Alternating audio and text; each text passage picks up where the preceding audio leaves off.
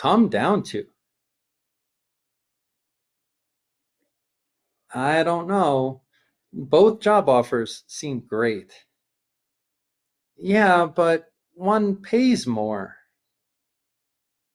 But the other one has better perks.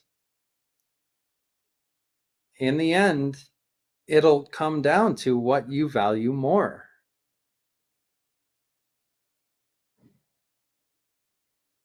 It'll come down to your values. To be the final consideration before deciding. It comes down to quality over quantity. It comes down to what you want more, money or security. Our decision to go on the trip comes down to the weather forecast. Hey everyone, it's me, John. Yep, same guy.